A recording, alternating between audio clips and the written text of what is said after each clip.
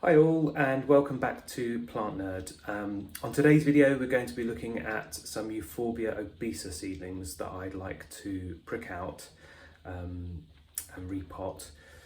Slight problem with these Euphorbia obesa seedlings is that I was very impatient as always, and I sowed the seeds on New Year's Day. So they've had a few months of quite low light levels, even though I've had them under the fluorescent lights for some of that time.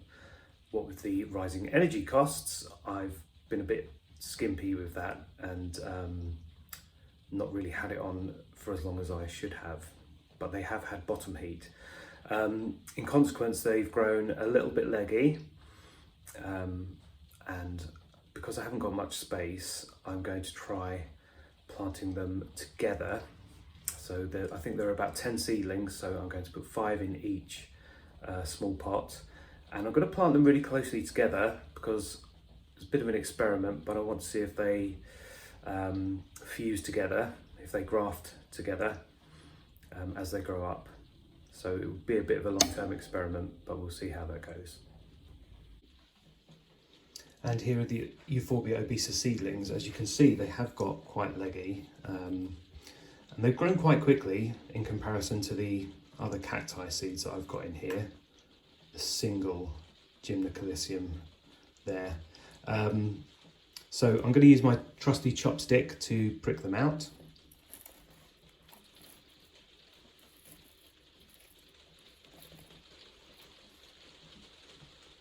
And they have got a nice root system on them actually, below the leggy etiolated bit, but I will be planting them quite close into the ground like that, so they will, all of this will become, in effect, will become part of the root system.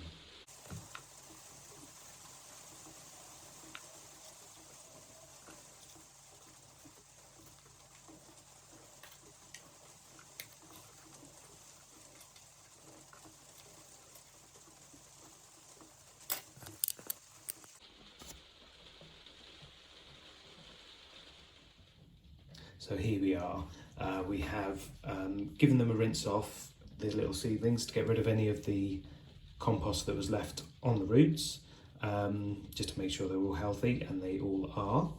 Split them into 2 groups. I've got 11 in total. I've got 6 here which have got healthier, stumpier kind of stems, and the ones here that are a little bit more etiolated.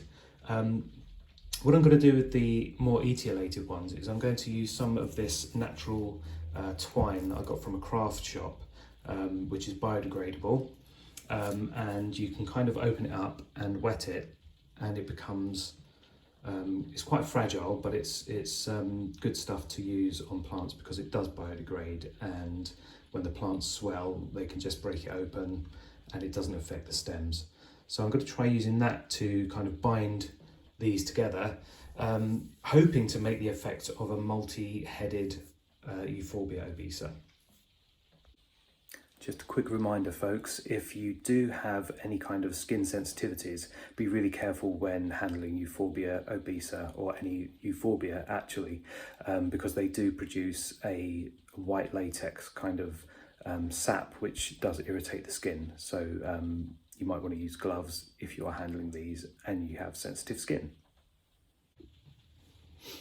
Right, now to do this for the second time, because the first time the camera angle was wrong and you couldn't see what I was doing. So here we go again.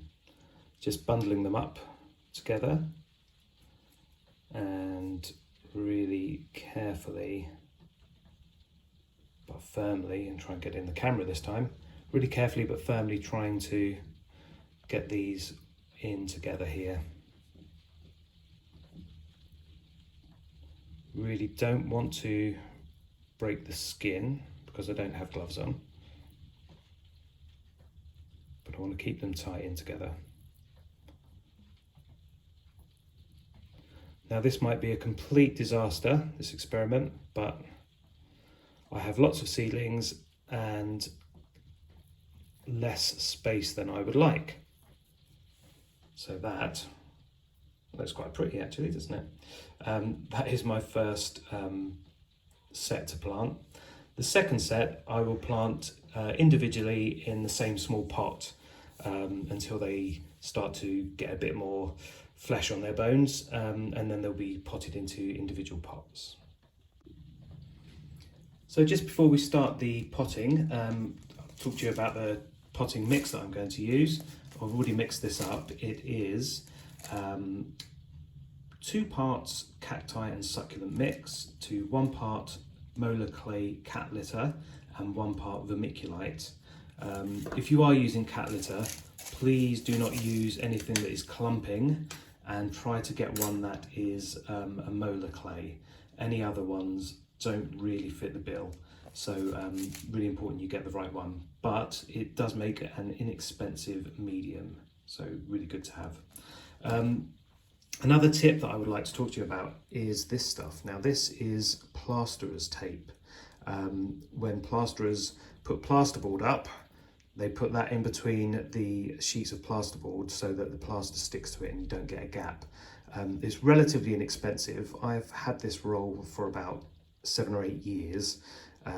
Do a lot of repotting with bonsai, so this is really good for bonsai pots because you want to maximise the room for the potting medium. And it's really simple. You can just cut some of it off and poke it in the bottom of the pot, and it provides really good drainage. Stops all of the drainage material from falling out.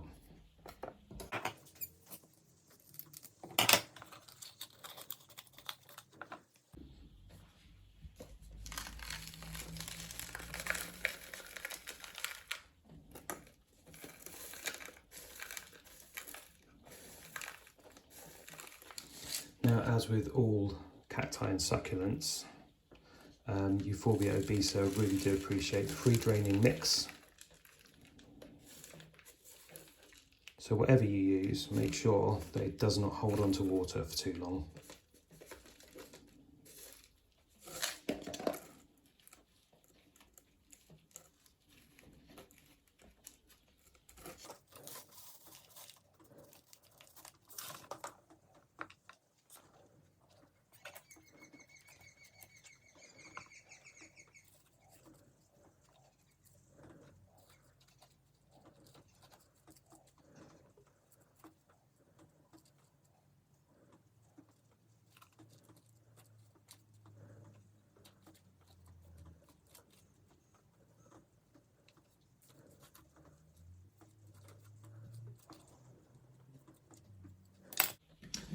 So just out of shot, I have added a little bit of mycorrhizal fungi to the pots, and I've given them a top dressing of the molar clay cat litter.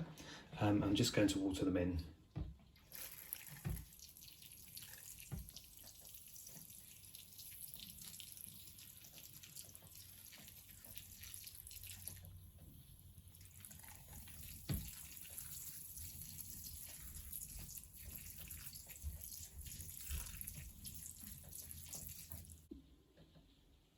And here they are, the finished product, ready to go into a Ziploc bag, and we'll see how they go over the summer and give you an update. So if you're enjoying my videos and you want to find out what happens with the Euphorbia obesa seedlings, please like and subscribe. Thanks for watching. Bye bye.